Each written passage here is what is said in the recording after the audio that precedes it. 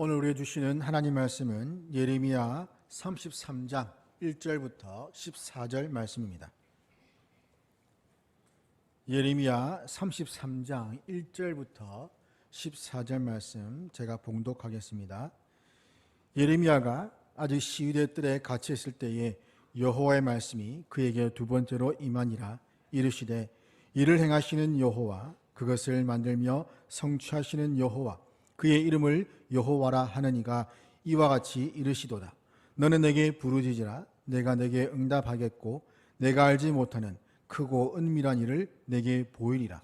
이스라엘의 하나님 여호와께서 말씀하시니라.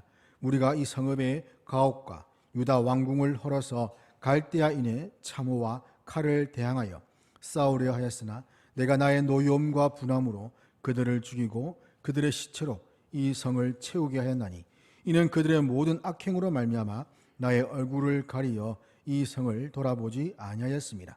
그러나 보라, 내가 이 성읍을 치료하며 고쳐 낫게 하고 평안과 진실이 풍성함을 그들에게 나타낼 것이며 내가 유다의 포로와 이스라엘의 포로를 돌아오게 하여 그들을 처음과 같이 세울 것이며 내가 그들을 내게 범한 그 모든 죄악에서 정하게 하며 그들이 내게 범하며 행한 모든 죄악을 사할 것이라. 이 성읍이 세계 열방 앞에서 나의 기쁜 이름이 될 것이며 찬송과 영광이 될 것이요, 그들은 내가 이 백성에게 베푼 모든 복을 들을 것이요, 내가 이 성읍에 베푼 모든 복과 모든 평안으로 말미암아 두려워하며 떨리라. 여호와께서 이와 같이 말씀하시니라. 너희가 가리켜 말하기를 황폐하여 사람도 없고 짐승도 없다 하던 여기 곧 황폐하여 사람도 없고 주민도 없고 짐승도 없던 유다 성읍들과 예루살렘 거리에서 즐거워하는 소리, 기뻐하는 소리, 신랑의 소리, 신부의 소리와 및 만군의 여호와께 감사하라. 여호와는 선하시니 그 인자하심이 영원하다 하는 소리와 여호와의 성전에 감사제를 드리는 자들의 소리가 다시 들리리니 이는 내가 이 땅의 포를 돌려보내어 지난 날처럼 되게 할 것임이라. 여호와의 말씀이니라. 만군의 여호와께서 이와 같이 말씀하시니라. 황폐하여 사람도 없고 짐승도 없던 이곳과 그 모든 성읍에 다시 목자가 살 곳이 있으리니 그의 양떼를 눕게 할 것이라. 산지 성읍들과 평지 성읍들과 네겝의 성읍들과 베냐민 땅과 예루살렘 사면과 유다 성읍들에서 양떼가 다시 계수하는 자의 손 아래로 지나리라. 여호와께서 말씀하시니라. 여호와의 말씀이니라. 보라, 내가 이스라엘 집과 유다 집에 대하여 일러준 선한 말을 성취할 날이 이르리라. 아멘. 주님의 이름으로 여러분을 축복합니다. 이 시간에는 영원한 사랑, 다시의 은혜라는 제목으로 여러분과 말씀을 나누도록 하겠습니다. 모든 그리스도인들은 하나님을 믿는 하나님의 백성이고 또 그 하나님을 믿는 믿음 안에서 이 세상 가운데 거룩하고 영광스러운 백성으로 부름받은 자들입니다. 그렇다면 과연 우리가 믿고 예배하는 그 하나님은 어떤 분이실까요? 또 그 하나님을 믿는 백성으로서 우리는 이 땅을 어떻게 살아가야 하고 우리는 왜 그 하나님의 백성으로 살아가는 데 있어서 기도하는 백성으로 살아가야 하겠습니까? 다르게 좀 표현해 본다면 여러분들은 인생 여정 가운데에 어떤 하나님을 만나셨고 또 기도하는 기도의 삶을 통하여서 그 하나님의 능력과 권능을 체험하셨습니까? 오늘 본문은 구약 성경 속에서 그 어떤 말씀보다 하나님이 어떤 분이신지 그리고 기도가 무엇인지 우리에게 잘 보여줍니다. 이 본문의 말씀을 잘 이해하기 위하여서는 이 말씀이 기록되어진 그 당시의 시대적인 상황을 조금 살펴보는 것이 필요합니다. 오늘 본문은 주전 586년 이스라엘과 유다가 당시의 초강대국이었던 바벨론에 의하여서 멸망을 당하였고 성읍과 성전이 다 파괴되어서 백성들이 이 바벨론의 포로로 이주되어서 생활하였던 자기 나라에 독립된 그러한 삶을 살아갔던 것이 아니라 포로 시기에 이 외국 바벨론이라는 나라에서 자기들의 거주지를 만들어서 따로 그렇게 힘들게 생활하였던 그러한 때입니다. 아침에는 일어나면 노동을 하여야 했고 또 자기들의 삶이 없었던 그러한 시대였던 것이죠. 유다 땅에서 바벨론까지 직선 거리는 대략 850km이지만 실제 여행 거리는 1400에서 한 1600km 정도 되었고, 시간상으로는 대략 약 4개월을 끌려서 그렇게 가는 굉장히 힘든 그러한 여정이었고, 또 그런 삶을 그들이 겪었습니다.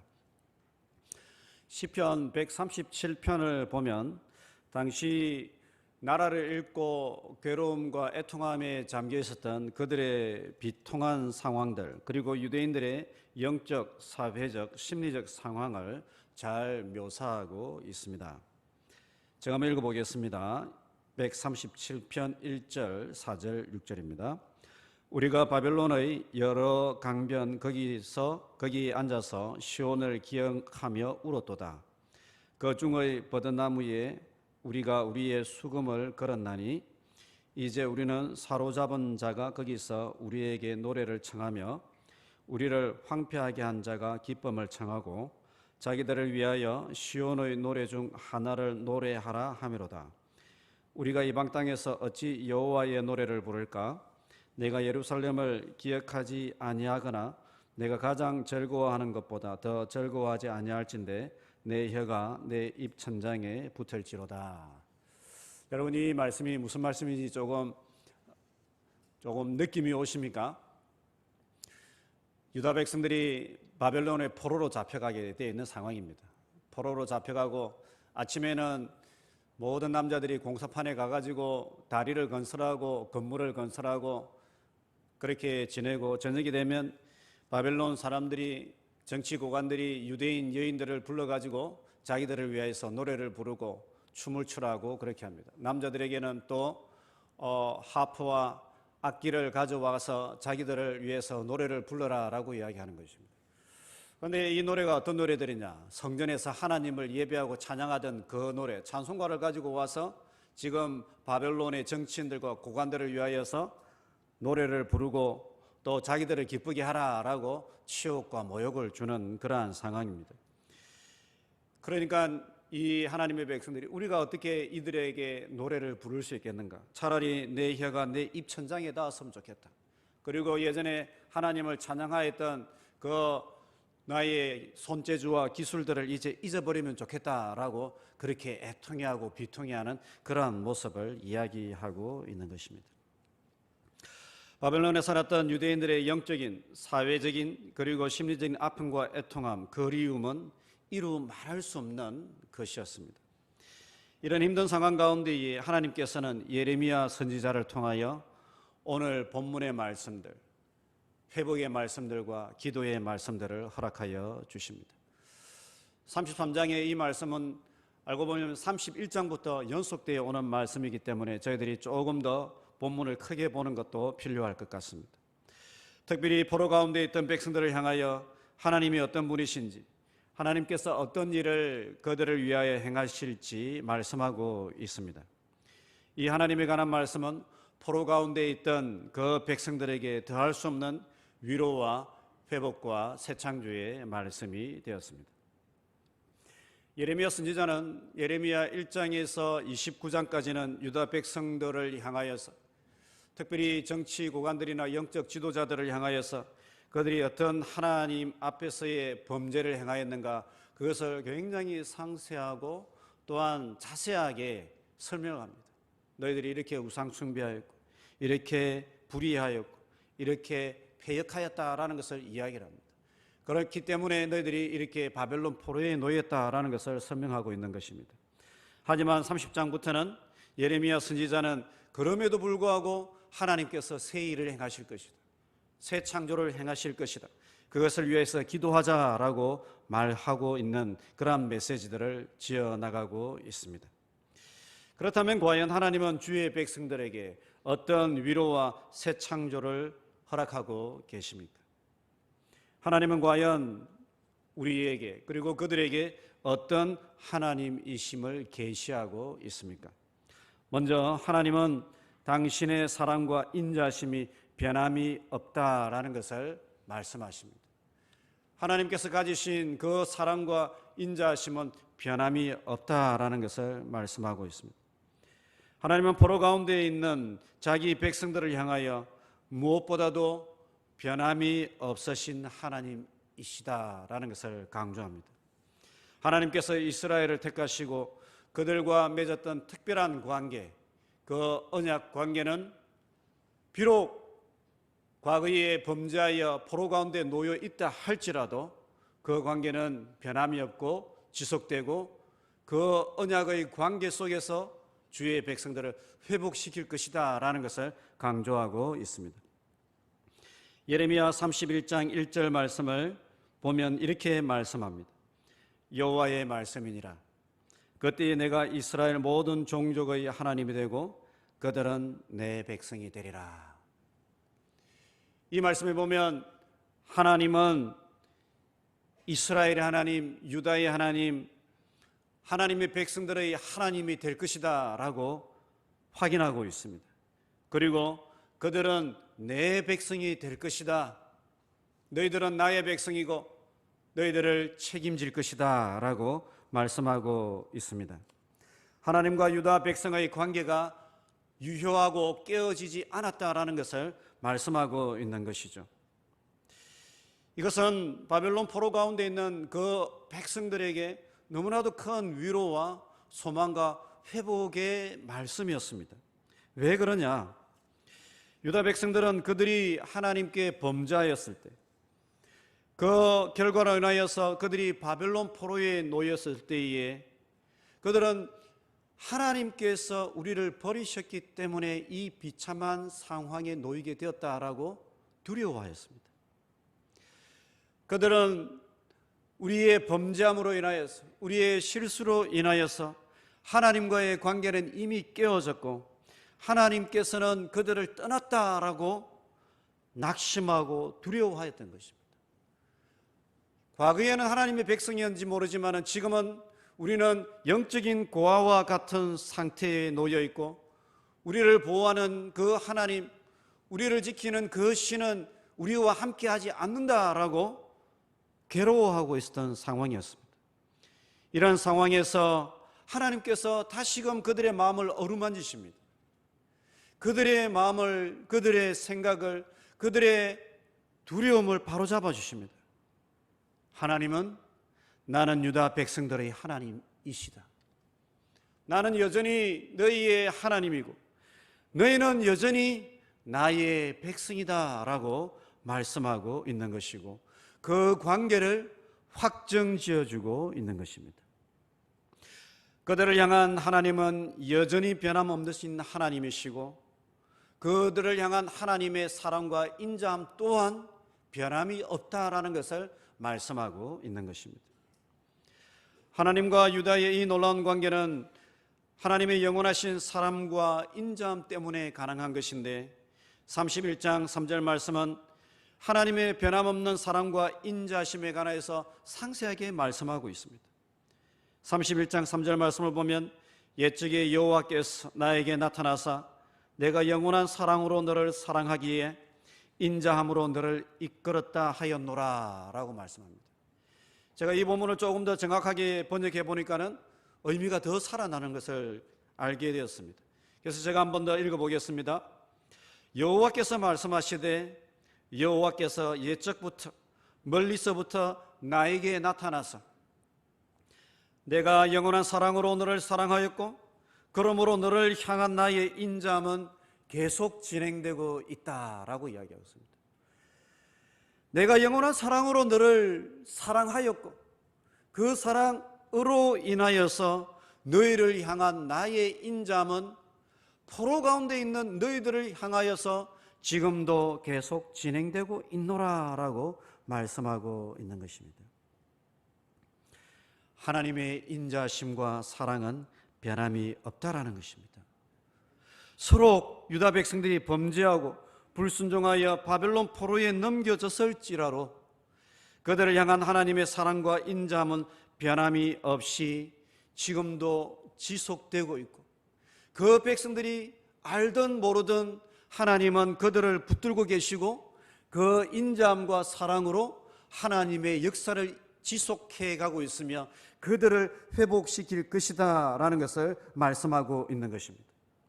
그 사랑 가운데에 하나님은 그들을 포로 가운데에서 그들로 하여금 회개케 하시고 그들로 하여금 정결케 하시고 새로운 백성으로 만들어가고 계시다라는 것을 확인하고 계시는 것입니다.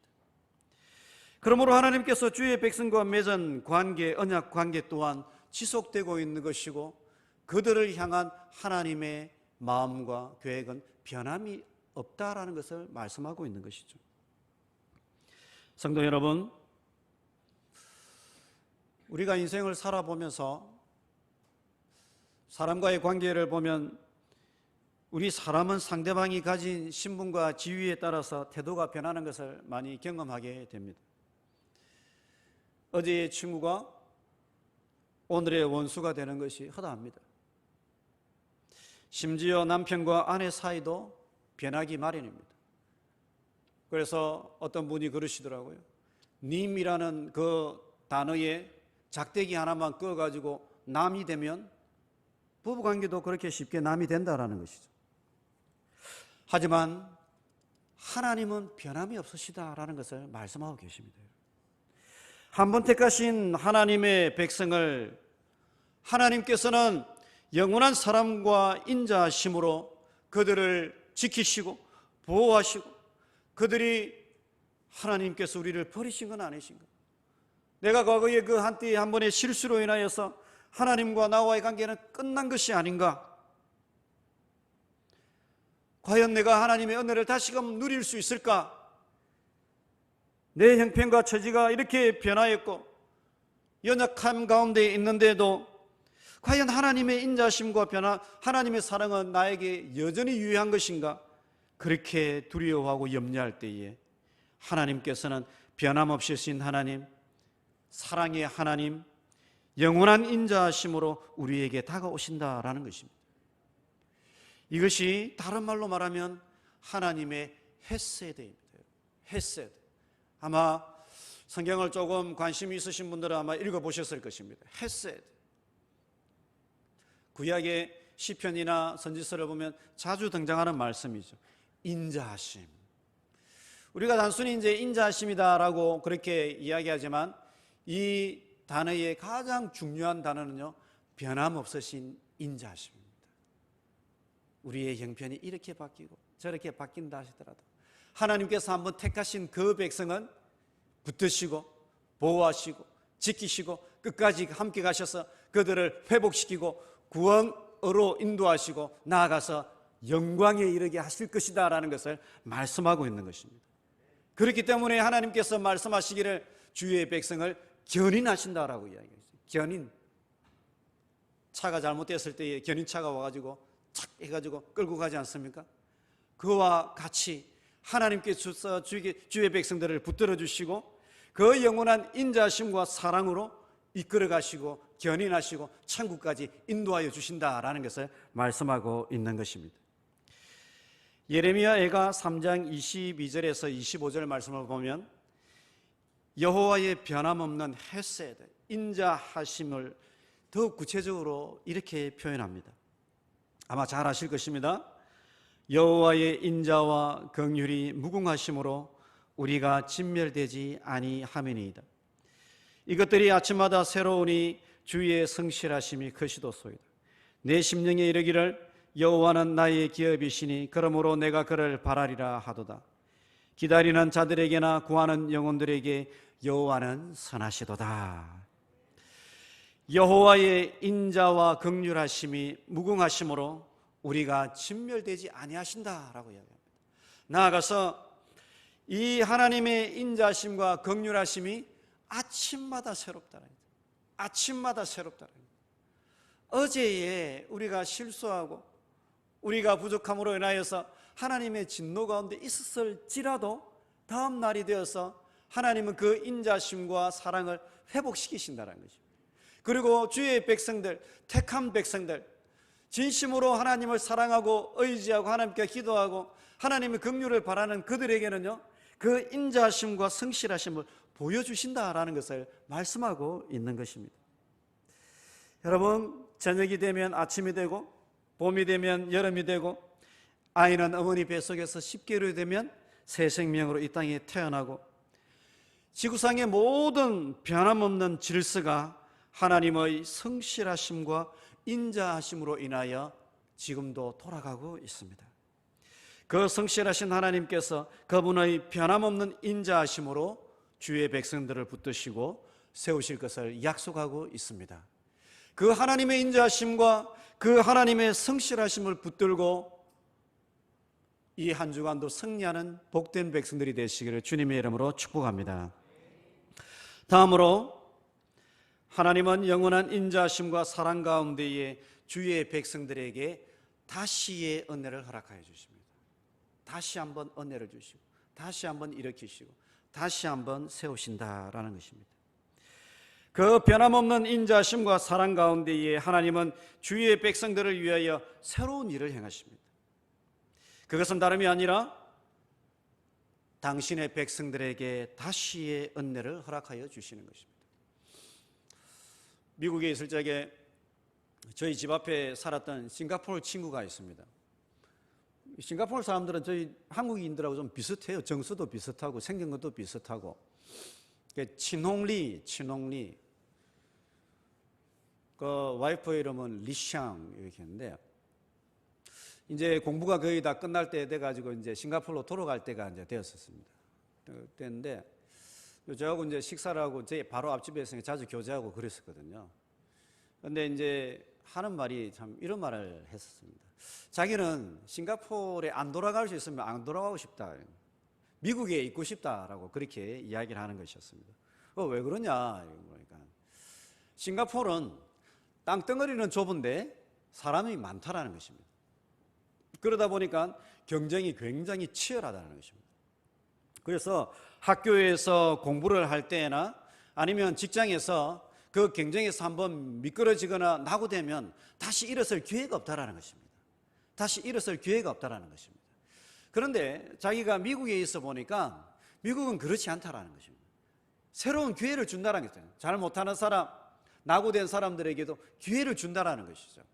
그래서 대학 들어갈 때도 성적이 당시에는 잘 안 돼가지고 못 들어가면 조금 지방 대학에 가가지고 거기서 열심히 해가지고 성적이 좋으면 더 좋은 대학에 얼마든지 편입해 갈 수가 있고 또 그 실력이 인정을 받으면 직장에서도 과거에 좀 잘 못하였지만은 열심히 해가지고 성과를 내면 또 좋은 직장으로 더 좋은 그러한 지위로 올라갈 수 있다는 것을 이야기를 하는 거예요.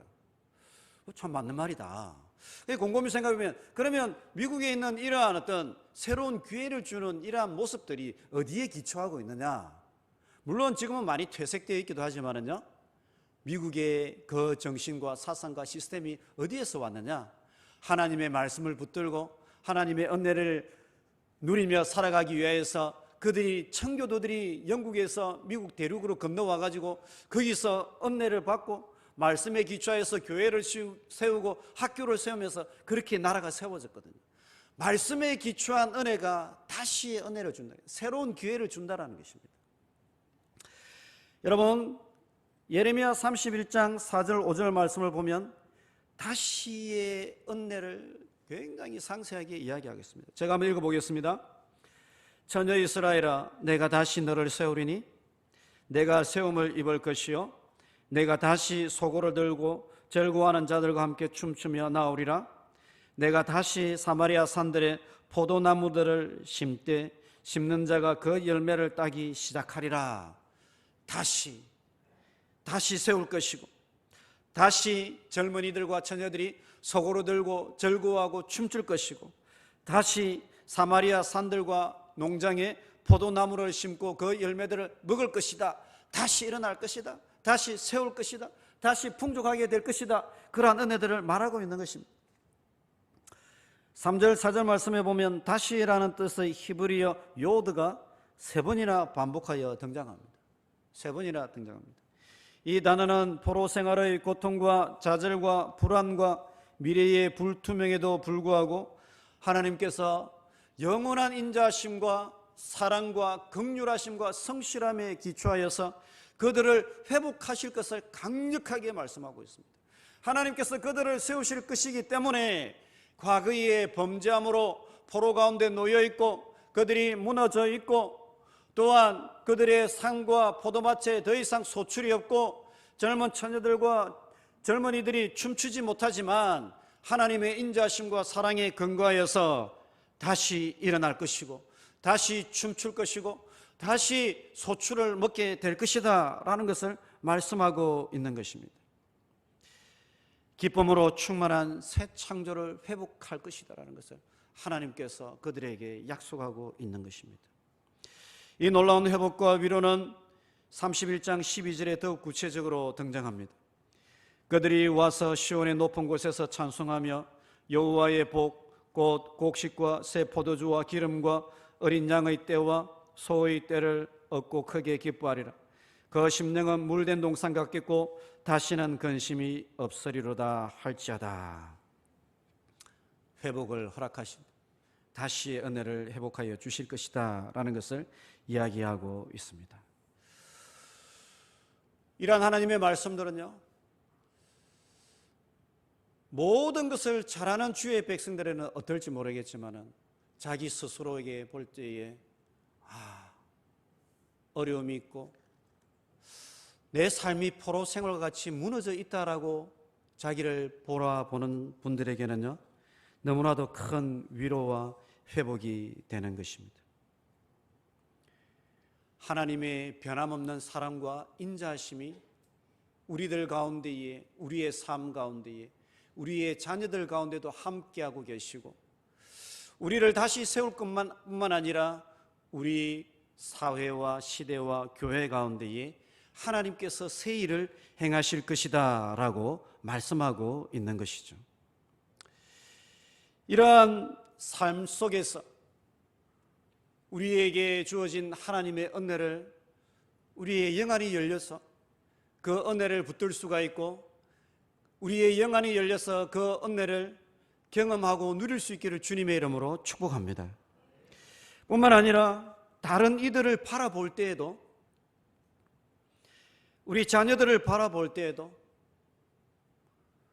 우리 주위에 있는 교우들을 바라볼 때에도 한번 실수했다고 하여서 쟤는 안 돼, 저 아이는 끝났어, 저 집사님이랑 나랑은 끝이야, 이렇게 완전히 선을 그을 것은 아니다라는 것을 이야기하고 있는 것입니다. 왜냐하면 하나님께서 영원한 사랑과 인자하심으로 저 아이를, 우리 아이를, 나의 친구를 또는 저 집사님을 여전히 붙들고 사랑하시고 그를 회복하고 계시기 때문이라는 것입니다. 저 아이도, 저 친구도, 저 집사님도 하나님께서 다시 일으켜 세우실 것을 말씀하고 있기 때문이라는 것입니다. 그렇기 때문에 우리는 다시의 눈으로, 다시의 사랑으로 우리의 아이들과 우리의 친구들과 우리 주위에 있는 집사님들과 교우들을 바라보고요, 그들을 향한 믿음과 기대감을 버리지 말고 그들을 세워가는데 하나님의 은혜 가운데 함께 쓰임받고 동력해야 된다라는 것을 말씀하고 있습니다. 우리에게 그러한 다시의 은혜가 임하기를 주님의 이름으로 축복합니다. 뿐만 아니라 우리 주위에 있는 자들에게도, 우리 가족에게, 우리 이웃에게 다시의 은혜로 그들을 바라보고 세워줄 수 있는 넉넉한 우리 성도님들이 되시기를 주님의 이름으로 축복합니다. 끝으로 우리 하나님의 백성들은 기도함을 통하여서 하나님의 새 창조와 하나님의 인자하심과 긍휼하심에 동참하고 하나님의 사역을 일구어가는 복된 성도들이 되어야 하겠습니다. 하나님께서 예레미야 선지자를 통하여서 다시 은혜를 주시고 영원한 인자심과 사랑으로 회복시킬 것이다 라고 말씀하고 있습니다. 지금까지 구구절들이 그렇게 강조하고 있습니다. 그런데 33장 1절에서 3절 말씀을 보면 굉장히 중요한 말씀을 하십니다. 그것은 뭐냐면요, 기도에 관한 말씀입니다. 하나님께서 이러한 계획과 목표와 목적을 가지고 계신데, 그런데 예레미야 선지자야, 이것을 위해서 기도하라라고 말씀하십니다. 기도해야 이것이 이루어질 것이다 라고 말씀하고 있습니다. 33장 1절에서 3절 말씀을 보겠습니다.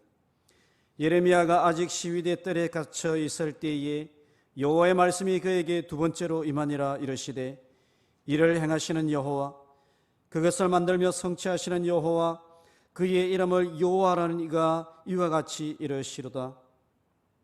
너는 내게 부르짖으라. 내가 내게 응답하겠고 내가 알지 못하는 크고 엄밀한 일을 내게 보이리라.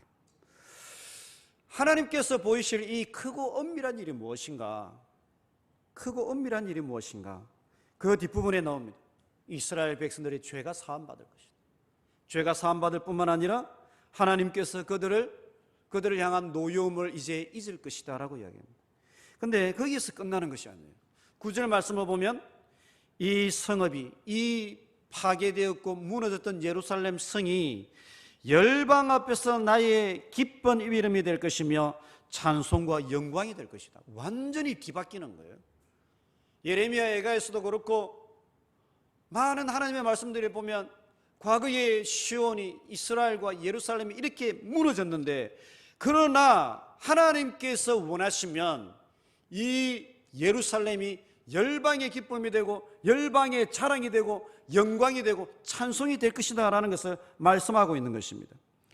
하나님께서 이 이스라엘 백성에게 베푼 복을 모든 백성들이 알게 될 것이고 그들도 또한 회복과 영광을 경험하게 될 것이다 라고 말씀하고 있는 것입니다. 뿐만 아니라 10절 11절 말씀에도 보면 다시의 은혜가 완성이 되어서 유다 성읍과 예루살렘 거리에서 즐거워하는 소리와 기뻐하는 소리와 신랑의 소리와 신부의 소리가 그들 가운데 일어나게 될 것이다. 소출이 많아질 것이다 라고 이야기하고 있는 것입니다. 그런데 여러분, 하나님께서 하시면 되는데 예레미야 선지자를 통하여서 기도하라 라고 이야기하십니다. 기도해야 된다라고 말씀하고 있습니다. 하나님의 사역들, 하나님께서 우리 가운데 이루시는 구원의 역사들, 교회 가운데 이루시는 놀라운 하나님의 일들, 우리 인생 가운데에 하나님께서 행하시는 놀라운 일들은요, 기도와 함께 우리가 하나님과 동역할 때에 이루어진다는 것입니다.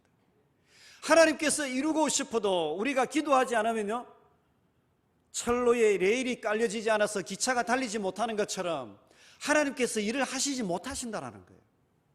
하나님께서 주의 백성들을 위하여서 또한 우리 인생들을 위하여서 놀라운 계획들을 가지고 계시고 놀라운 일들을 하기를 원하시는데, 기도를 통하여서 우리의 마음을 준비시키고 우리의 삶을 준비시키고 그 기도 가운데 하나님의 하실 일들을 기다리고 기대하게 하시면서 하나님께서 하실 일들을 보여주시기를 원하는데, 주의 백성들이 기도하지 않을 때는요, 그 일들이 지연된다는 것입니다. 미루어진다는 것입니다. 일들이 이루어지지 아니한다는 것입니다. 그렇기 때문에 이사야 62장 6절 7절을 보면 놀라운 말씀을 주십니다. 기도에 관해서요. 이사야 62장 6절 7절에 보면 예루살렘이여, 내가 너의 성벽 위에 파수꾼을 세우고 그들로 하여금 죄하로 계속 잠잠하지 않게 하였느니라. 너희 여호와로 기억하시게 하는 자들아, 너희는 쉬지 말며 또 여호와께서 예루살렘을 세워 세상에서 찬송을 받게 하시기까지 그로 쉬지 못하시게 하라. 무슨 말입니까? 이사야 선지자가 주의 백성들을 위해서 사역을 하고 있어요. 기도도 하고 있어요. 그런데 혼자 하는 게 아니다는 거예요. 파수꾼들을 여러 명을 모아가지고 예루살렘 성벽에다가 이 파수꾼들, 기도의 파수꾼들을 다시 그들과 함께 세우는 거예요. 그러면서 목소리를 높여서 기도하게 한다는 거예요. 그들로 하여금 주야로 계속 잠잠하지 않게 한다는, 이 파수꾼들이 잠잠하지 않고요, 기도하고 목소리를 높이게 한다는 것입니다. 왜 그렇게 하는 것입니까? 이 파수꾼들이 기도를 하고 목소리를 높일 때에 그것이 여호와 하나님으로 기억하게 한다는 것입니다. 하나님으로 하여금 기억하게 하시고 그 하나님께서 그들의 기도를 들으시면서요, 쉬지 않으시고 일하신다는 것입니다. 주의 백성들을 위해서 일하시고 주의 백성들을 회복시키시고 주의 백성들의 은혜를 허락하여 주시고 능력을 허락하여 주시고 하나님께서 원하시는 크고 놀라운 일들을 주의 백성들 가운데 성취해 가신다라는 것입니다. 기도를 해봐야 하는 것이에요. 기도를 해봐야 하는 것입니다. 기도를 해봐야 하는 것입니다.